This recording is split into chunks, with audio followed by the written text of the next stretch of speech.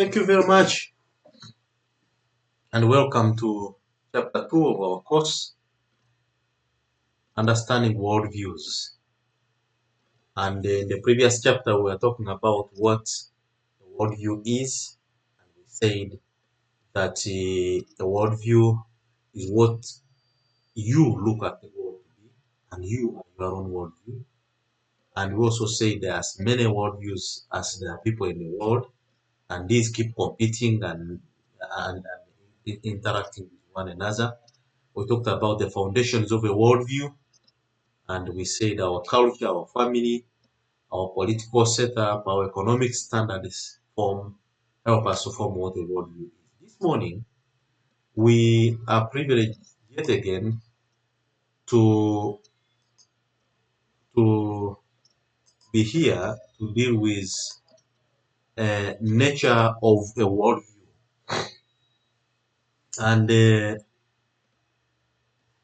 if you are looking at the nature of a worldview, what is composed of a worldview? What is within a worldview?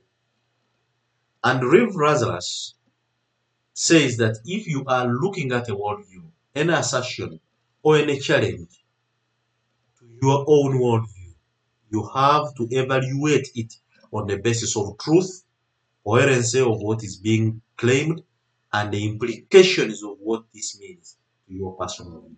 Now, here I want us to note three very key things. Number one, the assertion, what is being said. What is being said? And does what is what is being said, how does that challenge or inform what you know? Number two is the coherency. Coherency. Coherency. Is it connected? Same phase, or is it disconnected? The coherence of what is being connected. And the implication is of what that is to you. Every statement, you have to look at those three very important things. What is being said? How does that challenge your mindset? What is the cohesion, coherence within this claim? So it's quite important for us to look at those when we are looking at the nature of the worldview. Now, let's quickly run through this and we will get to the different competing worldviews and what is composed of these worldviews. Number one is animistic worldview, what they call animistic worldview. This term is derived from the Latin word anime, meaning breath or soul. It is one of man's oldest beliefs, breath or soul, a belonging. Now, under this, you find things like occultism, syncretism, believing in different gods when you remember it from your Old Testament thinking. Now, what is composed within this worldview? What is composed within this worldview? The major elements of every worldview has this philosophical understanding. And like we said, philosophy is the love for wisdom. And we have a number of branches of philosophy. And when we are doing this, we're drawing it from a philosophical point of view. And the branches of philosophy are metaphysics, epistemology, axiology, ethics, anthropology. But metaphysics, epistemology, and axiology come out very, very quickly. And what is metaphysics? Metaphysics is about the nature of the world and the nature of man who is living in the world. The cosmos, the time, what is real? Is the world real? What is composed within the world? Now, when we're dealing with worldviews, we are talking about metaphysics. What is composed within reality that is being said? What is it formed of? What are you talking exactly? That's why you hear statements like, what are you saying? A person is asking a metaphysical question. Is it real? Is it true? Number two, epistemology. Epistemology, knowing, actually knowledge. In this, we look at the sources of knowledge. Your claims. What are their basis? Where do they get this knowledge? Who is informing you? Sources of knowledge. And what is composed of this knowledge? Is it empirical knowledge? Is it telepathy, assumed knowledge? Is it acquired knowledge? Is it just a dream? Someone is coming to you and making claims. What do you know? What do I know? What's the composition of this knowledge? You will find that there are so many sources of knowledge. Is it knowledge that you got from class? You are telling me because you heard about it. Is it a rumor? And how true is the rumor? Knowledge. All those are sources of knowledge. You heard it on a TV.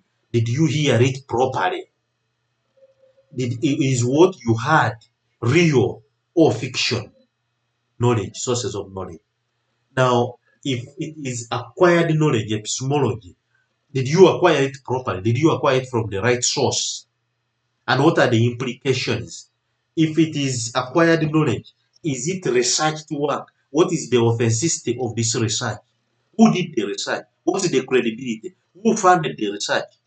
Who is funding the information? Now, in politics right now, everybody's moving around with a certain kind of propaganda, which you are calling campaign. Why is that information being laid? Who is funding the information that is being laid? All those are appealing to what we call epistemology, knowledge, sources.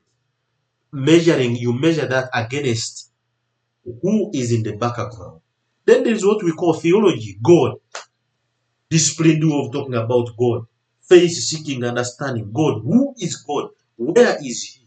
And what does He do? How does He relate to us? Who created the world? Who controls the world? And why do we believe in Him? Theology. And you need to differentiate theology from divinity, because divinity is not necessarily theology. So we will talk about that. When you are talking about your Christianity, is your Christianity theology? And how does that form? How does that inform the theology in it? What is the theology about your Christianity?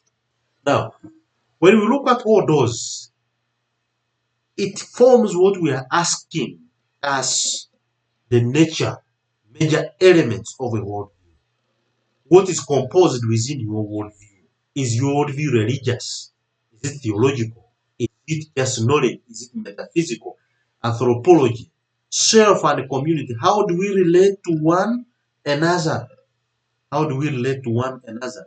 Then there is what we call ethics within this world. Is your statement appealing to ethics? The do's and don'ts, the acceptable ways of life in society. Does it hold values? We talked about morals and morals, the fundamental principles. Is it a custom or it is an assumption? What is right and what is wrong?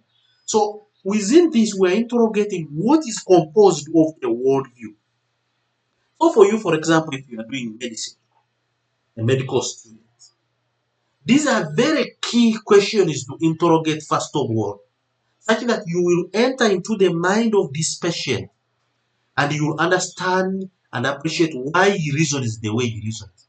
If he's saying, I'm sick, I have this sickness, I've struggled with this, it came from my father, it is a hereditary, you need to understand, is it metaphysical? Is he reasoning from it? But then you go, how did you know that it's from your father? Is those who will come and say, oh, we have moved to different people in our community. You know what we do as Africans? Yes, you need to understand what is the source of knowledge.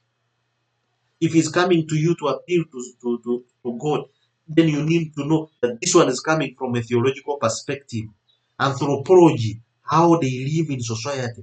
Those are some of the things you need to enter into someone's mind to get. Every statement that comes to you must have a connotation, and you must measure it against these parameters. And it is from these that you'll be in position to help someone who has come to you. Now let's quickly go to the different kinds of worldviews that we will later on call competing worldview. Now, in this book, Clash of Worlds, there are two people who have come up with categorization. For example, Samuel Huntington comes up with the major civilizations or power blocks, which we are calling the influencers, or David Barnett comes up with the major worldview groupings. And all of them agree on one key principle, that the Western worldview the Western world, Muzungu world, of course, not all people are Muzungu, of course, but not everybody. But what this is what comes out very close and major. The Western world, they tend to emphasize naturalistic worldview, naturalism. Look at that later. The Islamic world looks at the Islamic worldview. The Chinese look at the Chinese worldview. The Japanese look at the Buddhist worldview. The Hindu worldview. African tradition, traditional worldview. The Orthodox, you see, the Christian worldview. All these are worldviews. We will see at a later stage what happens when these worldview clash. Remember, we are living in a global world. Don't think these things are quite very far from you. There are so many Chinese who are here doing business. Actually, everything we dress almost about China. The other day you had when President Trump was saying the Chinese virus, and people were up in arms against him. He called coronavirus a Chinese virus. Then you need to understand why he calls it a Chinese virus. Now, these worldviews are with us, they are not very far. For example, when you look at things like foreign aid, money that comes to a country, you need to ask yourself, why do these people send their money to these different countries when they talk about the donations or grants and things like that? There is a worldview behind it. This money is moving with a worldview along it. So, when you look at all these worldviews, there is something behind it, a mindset, a thinking. Now the question is, what happens when these worldviews clash or meet? It's our next topic. The outcomes of an encounter with a worldview. What happens when a Chinese meets an African? I want to give you an example when they were making the Hoima Road or something like that. The World Bank had to suspend the road construction system just because they realized the Chinese who had gone there were being accused of molesting young ladies. One of my friends in the department normally says, sooner or later we will find uh, people with very small eyes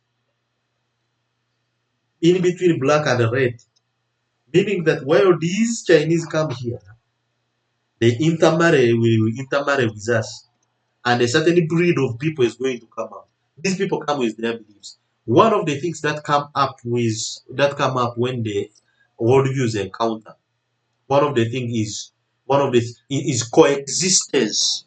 People will coexist, and you never know the origins of who we are. Remember, in the traditional setting, there were not many intermarriages, but right now it's very difficult to find a real Muganda or a real Mugishu.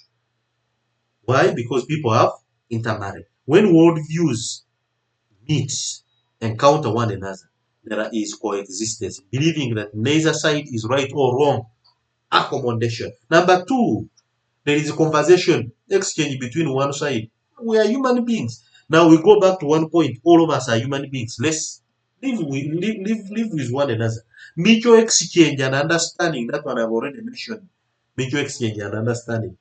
Now, another one that comes out, which is with a bad connotation, is violence. Outward manifestation of differences in form of conflicts. You see, some will want to fight. And I don't think that is necessary now when worldviews meet, when people meet, because we said there are as many worldviews as people in the world. And when these people meet, do we need that to fight? There is separation, there is rejection, there is these impulses, the negative ones also come out. So you as a student, you need to find out, how do we live in a world? We will come up with that question. How now shall we live? When we are studying, they used to call it, how now shall we use rocks. How now do we live with these different mindsets? Can we be accommodative to one another? Can we generate a conversation? Can we learn from one another? Now, when it comes to this, the worldviews are meeting, there is conflict, there is cohesion, there is mutual agreement. There's a principle under which we can analyzing the worldviews analyzing the worldview. And Charles Colson gives us a parameter under which we can analyze these worldviews. One of the things he brings out is he gives us a framework. And Charles Colson emphasizes that we can analyze worldviews basing on three principles. Number one of this question is origin. Who are we and where did we come from? It goes back to who are we? You see, asking that question, how now that takes us back to our mindsets. Are you a Christian? Now you need to ask, who am I? If I am a Christian, then I believe in God. I believe that God created humanity in his own image. Therefore, when I am seeing another person, I am seeing the image of God. Who are we? Such that when you look at this question of origin, it helps us to diffuse our mindset from conflicting to accommodation. Question number two that Charles Colson gives us when we're analyzing the worldviews is problems around the world. What is the problem? What has gone wrong with the world? Why are we fighting? Look at the wars in Somalia. Why are they fighting? You see, why are they fighting? The worldviews are failed to agree, so it's conflict. And the third question is solutions. What can we do to fix the problems? When we're analyzing worldviews, those things should come out very clearly. At this, we need to look at the seven major worldviews. The seven major worldviews. The seven major worldviews. Number one, Western, Islamic, Chinese, Japanese, Hindu, African traditional religion, and Christianity. Now that is where we are basing our assumption. And on that, we are going back to what we were looking at as Charles Colson's analysis, analogy, origin, problem, and solution. Now, the seven major worldviews will begin with the Christian worldview. The Christian worldview is based and rooted in Scripture. It is based and rooted in the Scripture with the understanding that God is the creator of the universe. And when you look at John 3:16, for God so loved the world that he gave us his own Son, that whoever believes in him shall not perish but have eternal life. When you look at the creation stories, they talk about God being the creator of the universe. So when I see you, I see the image of God in another person. So when we are talking about the problems that have got origin, who created the world, it is very easy now as Christians to know and appreciate that we are created in the image of God. So when I'm reasoning from a Christian perspective, I see another human being. I see a person made in God's image. The Christian worldview, it has it in conclusion that in order to have life, man is in need of salvation. We're answering the question of, well, there are problems, but how do we help humanity? Man is in need of salvation. The problems in the world can only be sorted by God's love. Man needs to be redeemed. Salvation means redeeming, setting free. So humanity has gotten problems, but all you need, the problem in the world is sin.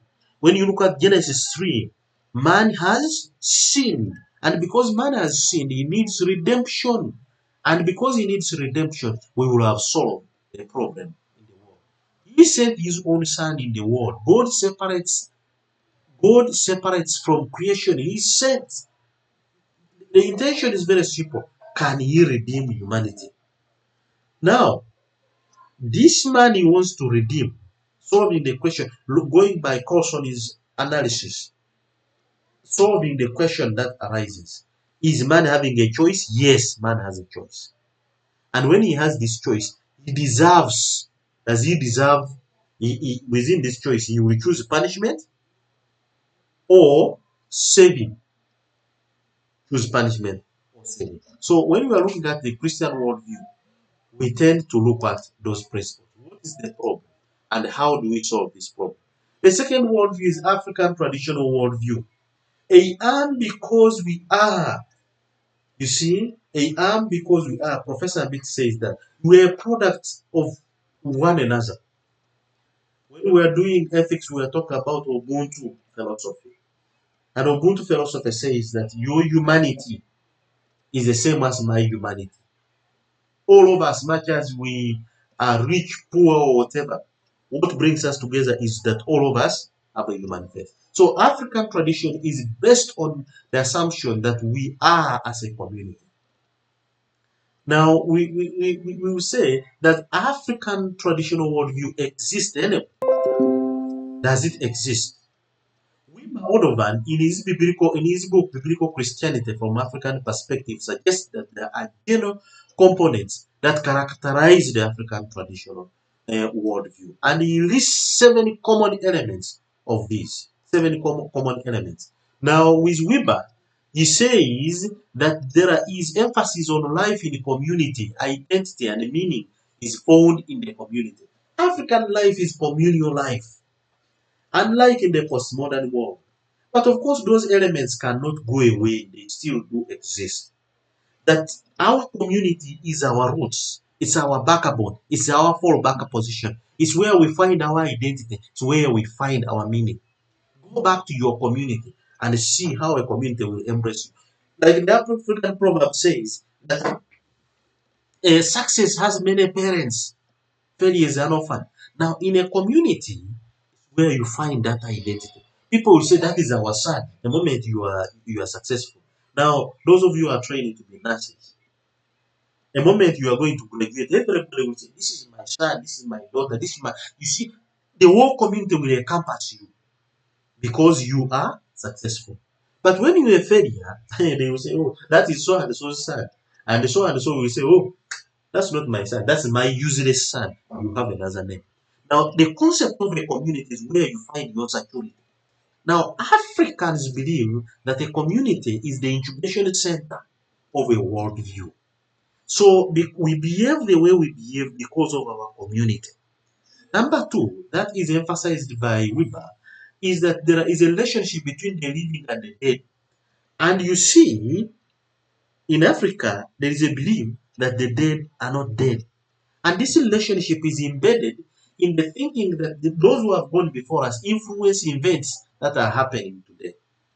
And because of that, our worldview, our mindset, do not encompass only those of the living, but also those of the dead. Remember, the African traditional understanding, African traditional worldview, here has a connotation with the concept of the Christian worldview.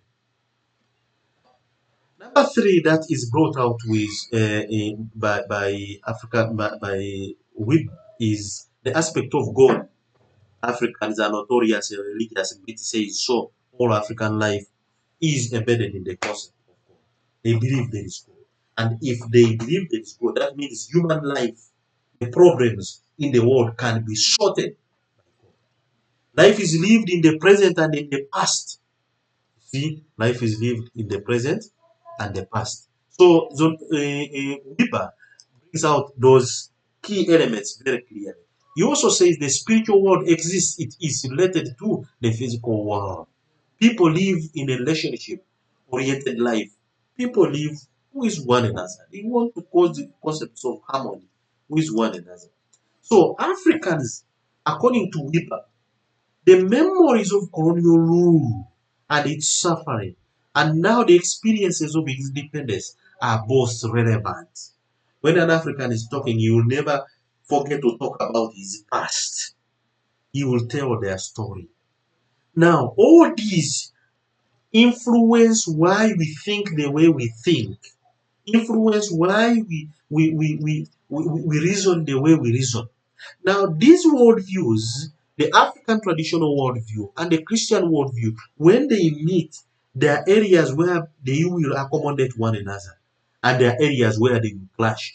This is where the gospel has to play a part when it comes to worldviews.